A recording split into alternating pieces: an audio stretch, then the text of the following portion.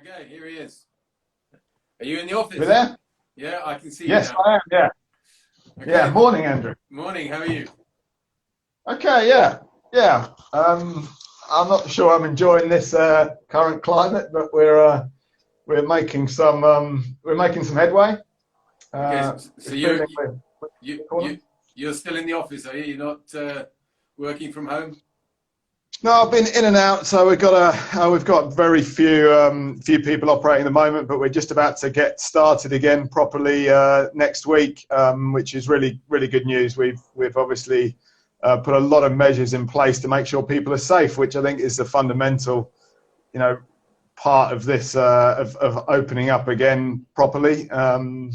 All right, We're let's very start. We'll start talking a minute. I'm going to do a few formalities first before we get into this. Yeah. I just got to wrap the interview up for when it goes on IGTV Live. My name's Andrew McKenna. I started the African Turf Academy back in 2012. I just started this interview series to showcase the extent of the golf industry, and I've asked industry leaders from around the world to join me. So it's been a cool journey. And Will Carr, who's the International Sales Director. Correct me if I'm get some of the That's things right. wrong, but I think Yeah. that's right. The International Sales Director for Jacobsen Turf Machinery, or Jacobsen in general. Yeah. So he's joined me today to talk about that business, his journey through his life of in the golf industry. So looking forward to hearing about that. Okay, so how did you get into the golf industry, Will?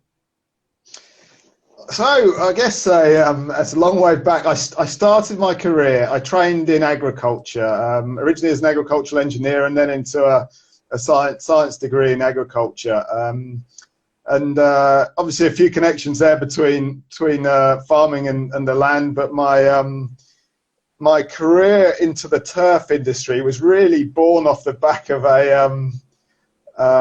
the requirement to prove to my now wife that I actually was a legitimate proposition. So I was running my own business at the time, which, although was relatively successful, I was finding myself doing far too much sailing and not enough working. Okay. So I applied for a job here with in the training department. Actually, a really important position within any company, I think, but operating within the training department at Ransom's Jacobsen, and very fortunate that Jason King gave me the nod after some careful negotiation, and we were able to start very quickly getting out and getting involved with our core partners in our dealers, and then getting closer and closer to the customers as we developed a really important part of this business. I was lucky enough to have a guy called Ian Mitchell who taught me how to use an expense account. That was eye-opening and eye-watering at the time. Things are a bit different now, though, and I think what we've seen as we transition through is just incredible kind of adjustment of this business as it's adjusted within the 13 years that I've been with the company. Okay. Okay, and you're based in Ipswich in England. Yes. But you're also got offices in Augusta in the US. Yeah, so we've got two main facilities from a turf production and vehicle production point of view. Augusta in Georgia, and here at Ipswich. Yeah, Augusta we'd employ upwards of 1,000 people, and in Ipswich here about 300 when we've got everybody in place. And yeah, the two businesses function very well together, and I think it's really important to note, as we talk Jacobsen, there's some other really key brands that I'm very fortunate to look after as well, and Ransom's being a huge part of our European business, and I think obviously Easygo and Cushman, just enormous brands for us right across the world. So yeah, very diverse, and it gives us opportunities with different markets, and there's so many chances for us to find new businesses to work with, and really work on those new opportunities.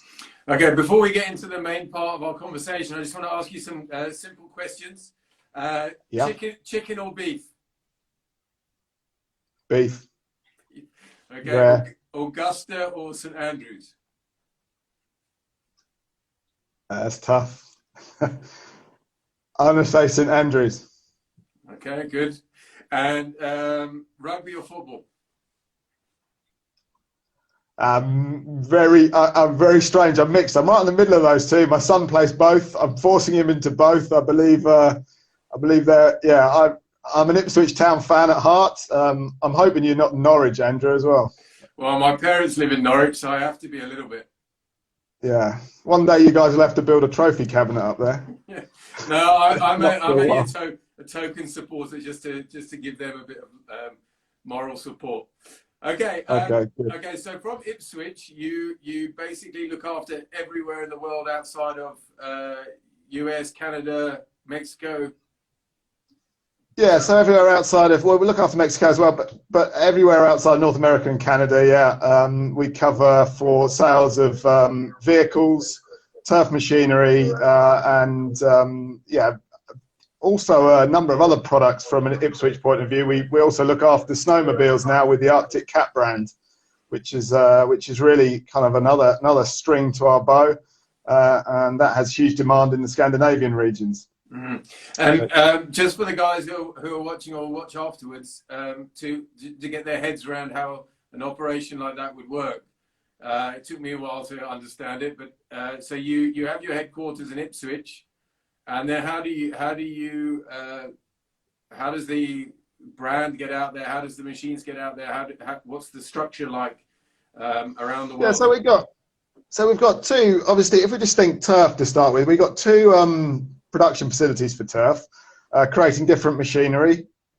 If we're distributing machinery made in Augusta, we will ship that directly from Augusta worldwide. But we will also take obviously a large portion of that into our Ipswich facility, where we will distribute to Northern Europe and to obviously the UK and Ireland from this facility. I think the really important bit though is the supply of aftermarket of our parts supply. So that's the support that we're able to offer, and that's I think, you know, getting machinery out there is one thing, but really being able to deliver a outstanding service on supporting our clients, our core partners as dealers with machines and with the components to keep those machines running to performing to their best ability is really something we've worked on in the 13 years I've been at this company. And that moves from it's about pace, it's about reacting really quickly to the demand, and ultimately also making sure you've got the right stuff here on the shelf. And that's really a really critical part of the business. And I think something we are able to work with both factories to deliver, and we do that to a really, I'd say, an industry-leading standard now. Something we're really proud of as an organisation.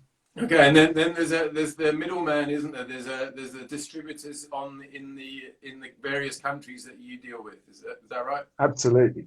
Yeah, so I'd say they're our partners in this industry. They, you know, without those guys, we would not be able to perform and to offer the service that we do to our end users and to the people actually operating the machinery.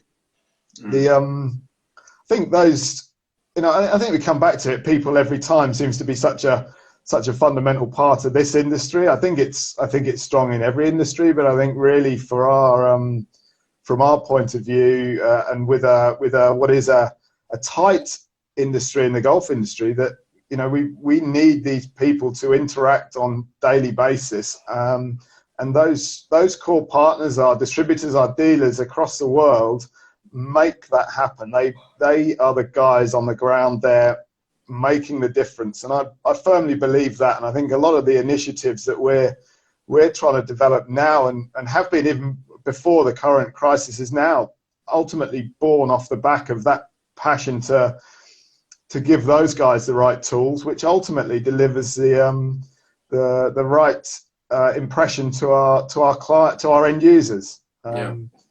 Yeah, one of the So, things that the common themes that have been running through these interviews, which I've, from where I sit, it's been really enjoyable too. But to see the guys understand the importance of adding value to their customers. It's a common theme from a greenkeeper to a club manager to a distribution business like yours. So the adding value, and I know from my experience with Jacobsen, they spend a lot of time and money on adding value to the customer. But we'll get to that. We'll get to that in a minute. Where in the world are you seeing growth in this difficult time in the last few years? Where do you see growth of the sales of the game around the world from your perspective? Yeah, so I suppose if we look at it right now, it's a very strange environment out there. Obviously, I don't think I need to explain that to anybody. There's some real challenges that we're facing, but we're facing them. We are, and I think the opportunities. If we look at where we see golf growth, I think it'd be impossible not to mention Middle East from our point of view. I think there's some great opportunity there. I was talking earlier on last week to Des from CSE over in your part of the world, and it's quite warming to hear that his guys are getting back to work there now properly after a very stringent lockdown. And I think there's some strong opportunity over there with you guys as well. But I'll never discount Europe. I see, and not just because I'm based here, but I think Europe is a critical area for us.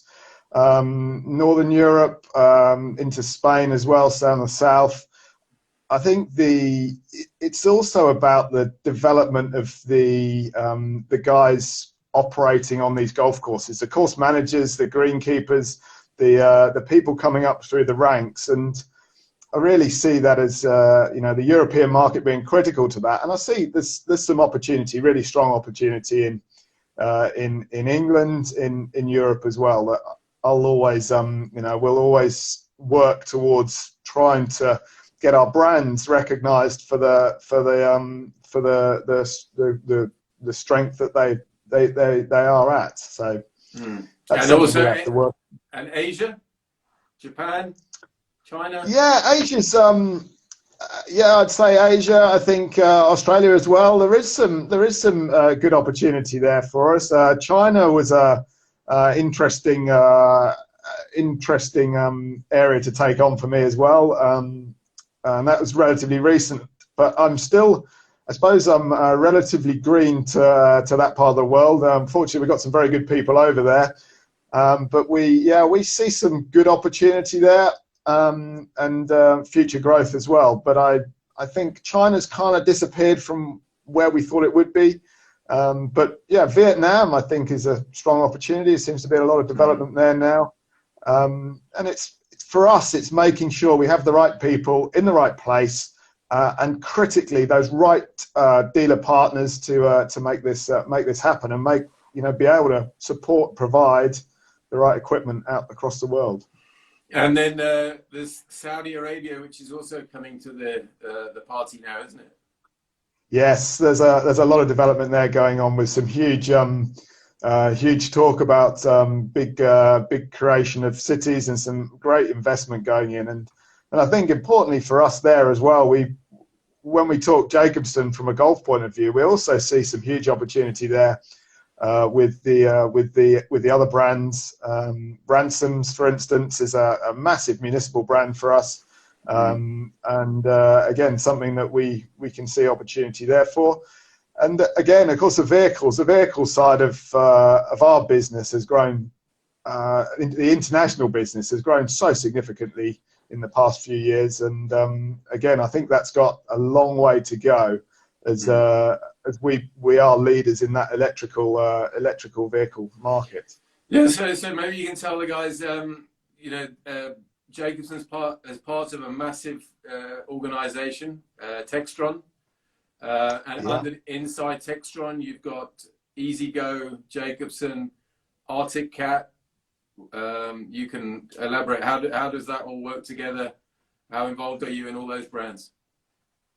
Yeah, so I'm involved in most of those brands there you mentioned, but I think Textron as an organisation, as a conglomerate, that we are very, very fortunate to be a part of. And I think I won't talk too much about Textron, but I think the thing that Textron has brought to this business since 1998 is a real drive to innovate, to provide our clients, our customers with the latest product. And I think relatively recently, what we've seen is the connection with EasyGo as a standalone brand has become really, really strong, and that's brought to us no end of additional benefits from a research and development point of view. But yeah, you mentioned some other brands there as well. I think from my point of view, as I said, I look after Jacobsen ransoms, EasyGo Cushman, and our Textron fleet management product across the world outside of North America and Canada. But Arctic Cat as well as a snowmobile manufacturer was a relatively recent acquisition of Textron's and has become part of our portfolio and is really does show us a different type of business, a much more retail orientated business, and something that is a consumer type product, something that we're in our world dealing very much more business to business. But the Arctic Cat world is consumer. It's people buying things because there's a change of color, which is great. You know, I'd love to think we could change colors and create a new product year on year. But I think it's what do you mean by that? What do you mean a change of color? So I think by updating equipment, people are driven in the consumer market very much more by the latest fashion. Okay. And that's something that Arctic Cat's very fortunate to be involved in. There's definitely some things we can learn from that as well, but I think we have to keep core focus on our products and what we do. But what we are seeing is some development across some of the utility vehicles, some of the high-speed utility vehicles, that we can work with those engineering teams to create some really, really strong products that will work into the golf market and into the amenity market as well. Guys, if you're watching and you want to ask Will any questions, feel free to fire away. But, not too tough, sorry. Not too tough, he's asking for. Okay. No. Well, we'll carry on with my questions for now. I spoke to James Bledge on last Monday, and we touched on his participation or involvement in FTMI, and I believe that you're also involved in the FTMI project. Yeah. How do you get involved in that, and how do you see that working, or how does that work? I think if we think about education as a whole, and if we step that back even further than that, I'd say this industry, as I said already, like many others, is about people. Okay, so and it's getting people in the right place, but it's training people. I definitely see a role as any leader in an organisation. This is about making people, giving people opportunity, but giving the right people opportunity as well, and that's within any organisation, and something I really believe in. But I think what FTMI has given us, and I am in no way taking credit for that, but I think what FTMI has given us is this ability to push back on some of those lessons learned out into the organisation, into the wider golf industry, and to really help deliver information and some key skill sets to those guys. And James is a excellent example of that. Really, really good example of somebody who's been involved in the program and then gone on to become a mentor. And I think James has, every time I see him, and obviously I saw him at the FTMI relatively recently, and just continues to learn through those interactions as well. And I think we have to also take that into everything else we do. That we learn from all the different individuals around us, and we continue to. Yeah, absolutely. This is FTMI is definitely a way to harness the power of multiple mentors, make it a bit more formalized, and drive it forward. But be under no illusion, this would not have happened without the involvement of Bigger. Sammy and the work that she's put into this has been outstanding, and every time it comes together, it always amazes me as I occasionally drop in and drop out of the guys when they arrive on site here. But we are very fortunate to have some really skilled people pulling that together. And so the most fortunate guys, of course, are those guys actually receiving that training. Yeah, absolutely. So the idea of the FTMI is to create this Future Turf Managers Initiative, right? Yeah, so to build skills, build the skill sets up for guys to go out there and perform to their best ability. This is what it's all about, and I think in any industry, we've got to give the rights. Give the right people the right skills to go on and take our industry forward.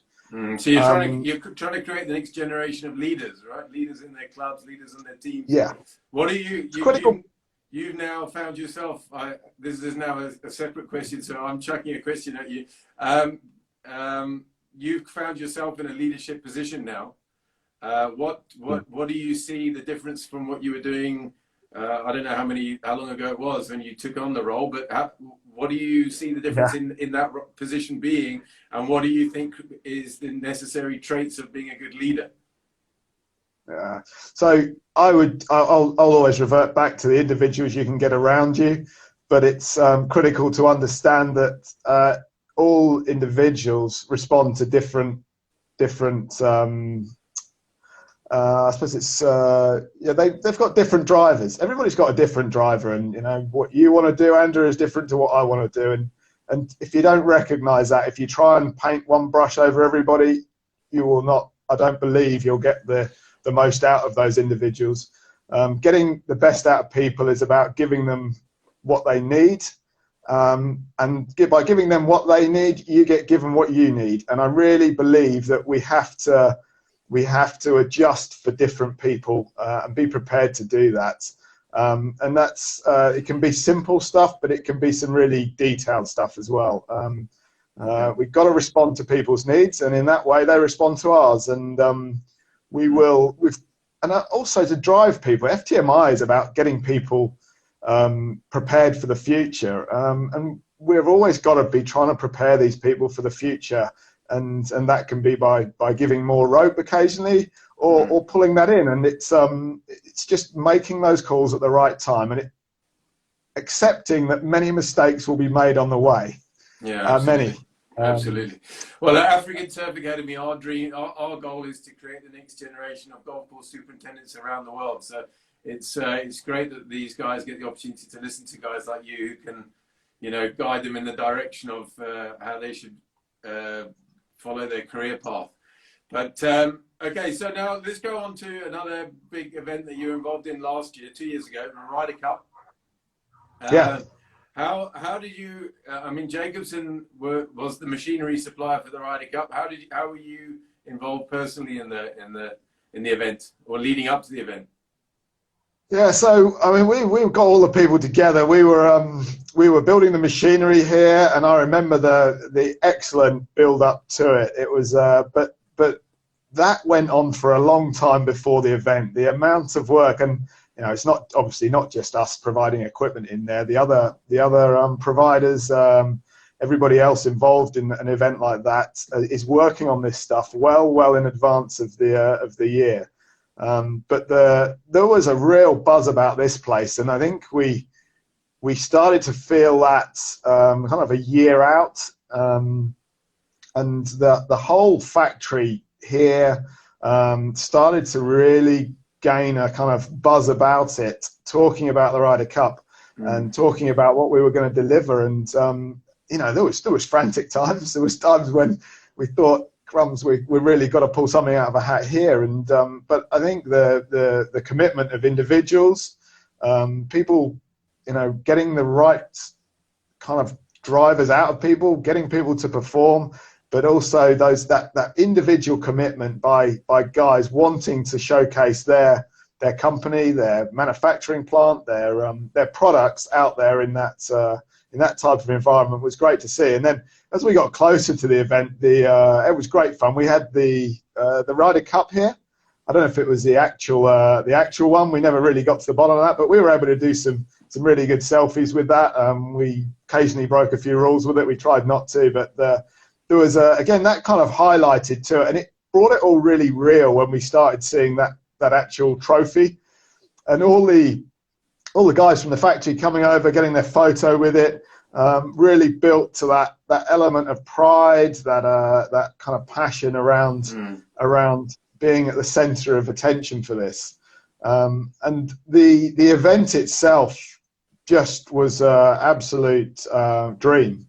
I don't think there's any way we could have asked for that to go any better. I think the course was just fantastic.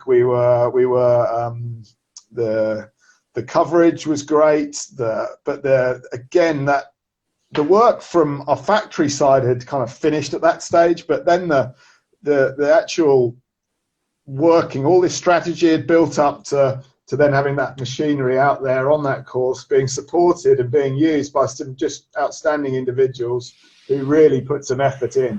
And did the company, was the company able to track its benefits directly through the Ryder Cup?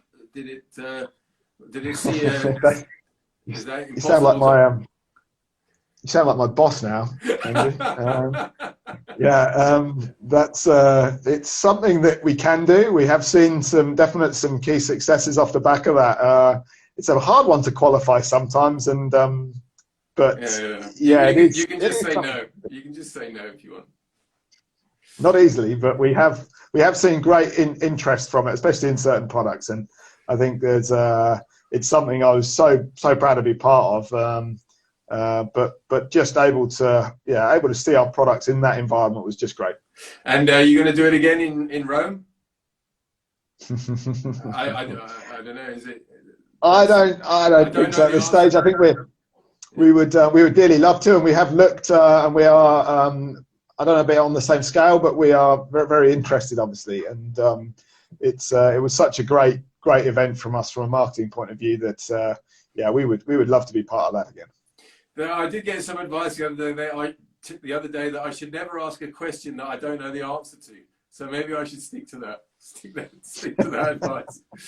Okay, so Jacobsen have been a big part of the African Turf Academy for many years now, which we're very, very grateful for, and we cherish the partnership. I know you weren't involved in it in the early days. I think 2013, I first came to the offices there to meet Scott Forrest and David Withers and Alan Prickett back in the day.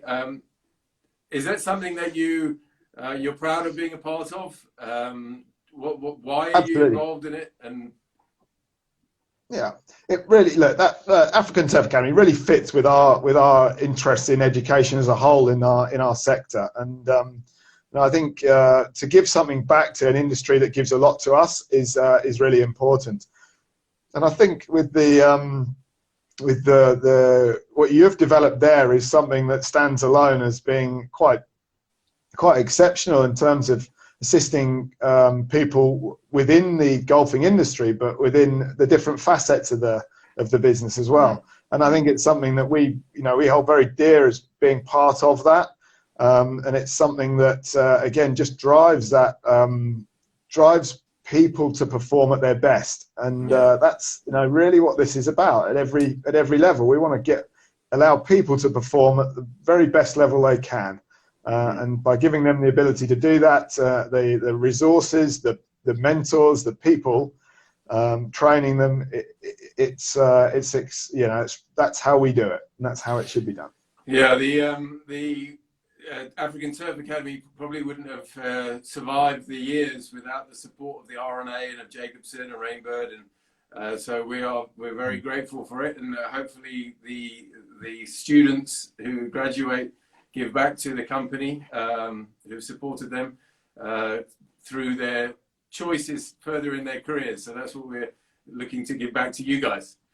Okay.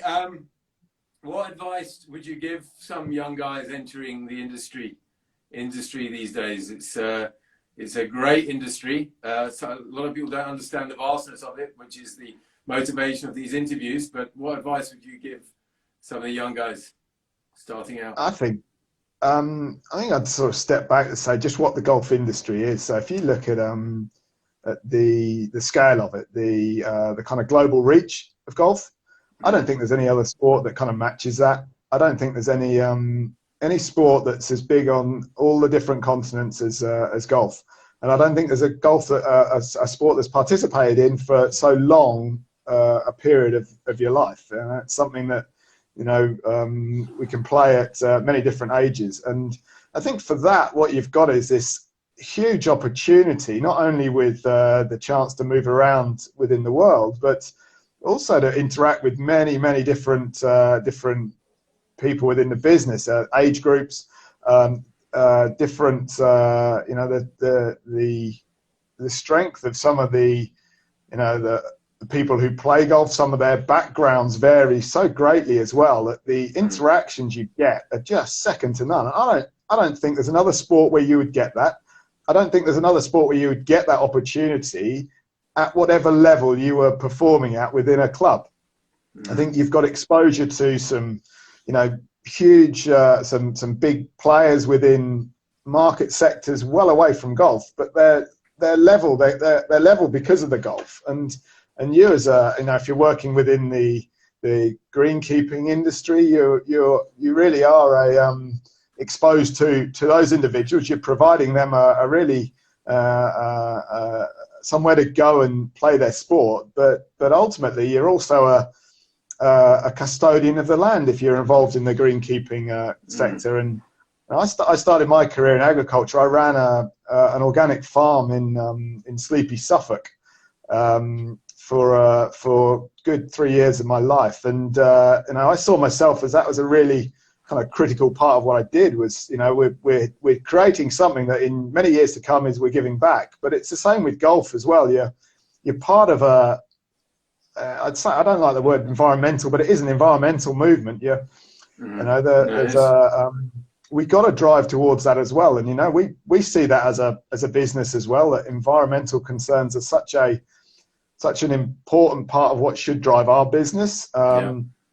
And I think it's being part of that, but more importantly, I would say the global reach of golf is what gives the huge opportunity and the exposure to so many different people with, quite honestly, some really interesting backgrounds at many different levels. That's, get involved in it because it's got a long way to go.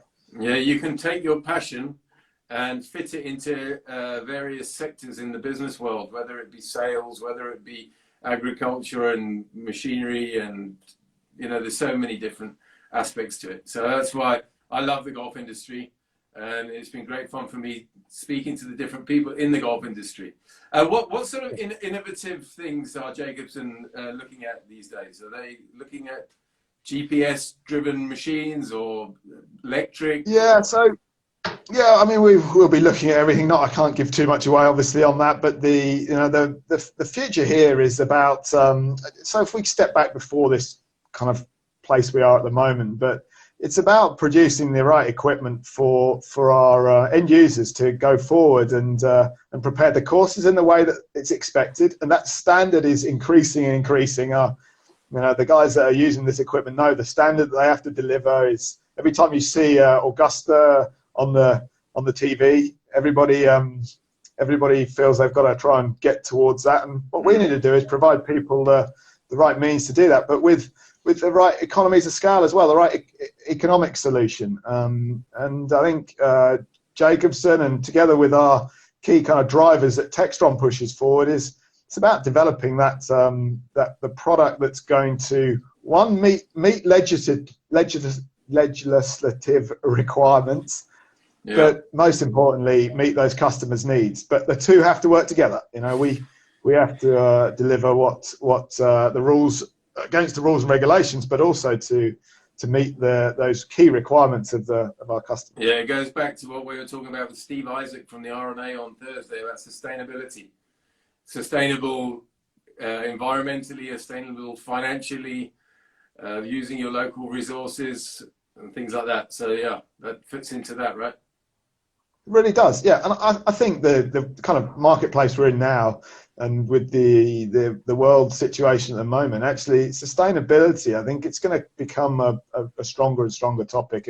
The keeping it local, I guess, is also something, but important for golf is that it maintains that global reach. That's the bit we love about it. That's the bit that provides so much for so many people, I think. Yeah, absolutely. Okay, let's talk about the topic of the moment, the coronavirus, how it's affected your operation, and how you see. Let's start with that, and then how you see what's going to happen afterwards. So, how are you managing the lockdown? I'd love to say very well. I think I mean, it's amazing. So, FTMI was the week before the UK lockdown. I saw James that week before.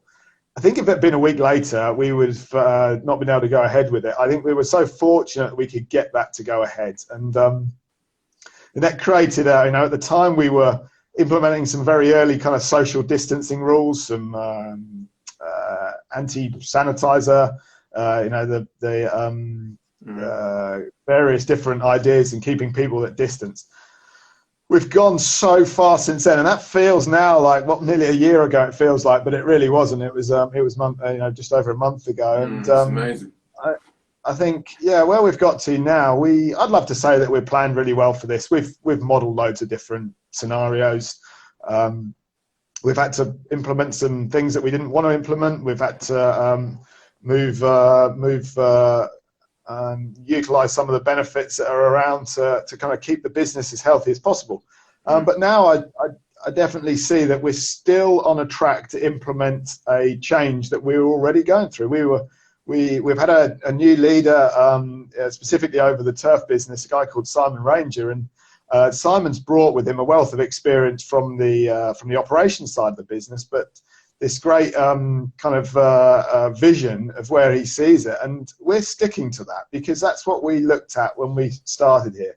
COVID-19 is a fly in the ointment in some ways. It's potentially a setback, but from it we can learn so very much, and we're doing that. We have a team of guys that are actually looking at some of the initiatives that are coming off the back of this and how we can use these to drive us forward. But from a kind of tactical short-term point of view, to get the business back on track, we're introducing good social distancing measures across the facilities. The Augusta plant was shut for a very short period of time, but is back in full operation again with some really clever ideas on how to make people safe, keep people safe. And do you think these online interviews with whichever platform that you're going to use, is that something that's going to stay, or is that do you think we're going to be getting on aeroplanes again and flying all around the world to meet people? Difficult to say. I think, I mean, for us, for Textron as a whole, the airline industry is very important, and I think we'll see it for some time, but there'll be I know everyone talks about a new normal, don't they?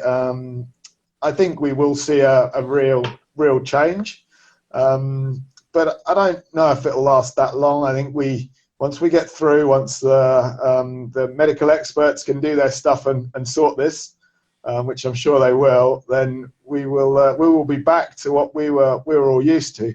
The concern is just the damage that it does in the meantime, and how that affects us, and what decisions we have to make now to kind of plan for that. Yeah, absolutely. I think it's interesting. No, the worst thing about it, I've had loads of conversations. Obviously, we're talking to people all day long, and this is great talking to you, Andrew. But without a doubt, probably one of the best conversation I had, I think, within the last 2 weeks was with a guy from maintenance here in the factory who I'd locked myself out of the office of all things.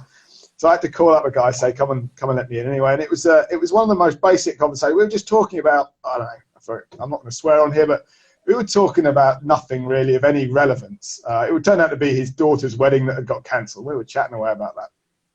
But it's those conversations, that I miss. And I think they're the ones that somehow we have to instigate still. We tend to have a lot of great Teams meetings still set up, and every phone call is it's got to have some sort of outcome from it. But you know, I think we've got to get the chit chat in as well. It's what makes us human, and that's what drives the golf industry. Is, you know, humanity is what's made it so successful. And I think we those conversations, that's that interaction with people, whether it's we've got to happen through this type of medium as well.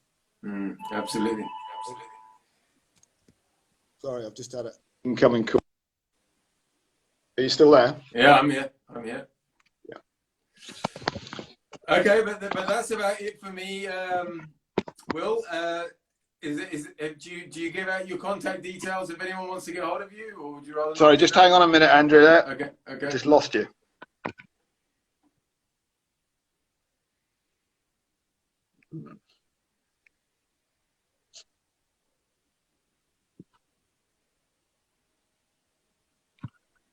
Are you there?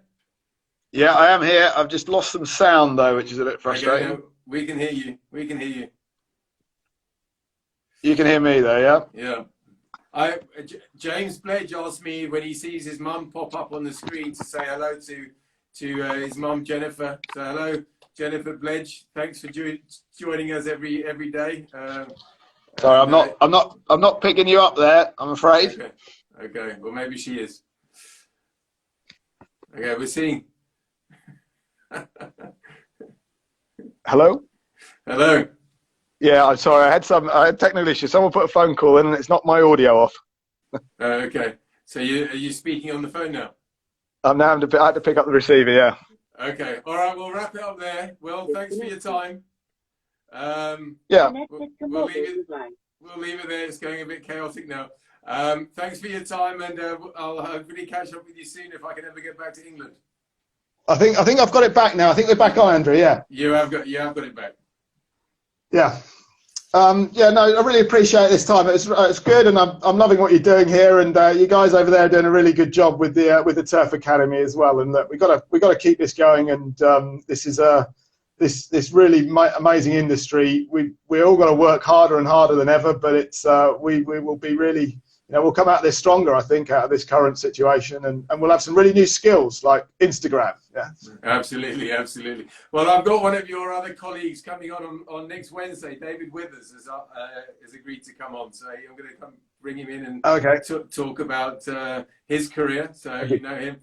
I was just saying while you were faffing around with your phone there that James Bledge's mum comes on every day and joins us. So I was just giving her a wave. James tells me that she enjoys the program, so at least we've got a fan. Good stuff. That's great. But thanks. Any closing thoughts before we hang up? No, I don't think so. I just think, you know, I'll just say again, this is a really good initiative of yours, and you know, we're really proud to be supporting your organisation, and we hope that continues for a long time. And I think let's continue to develop people. That's what we need to be about, and we'll be part of this huge industry and make it stronger and stronger. Add value to the industry, exactly. All right, Will. Thanks a lot for your time. Thank you very much. Okay. Thank you. Bye-bye. Bye.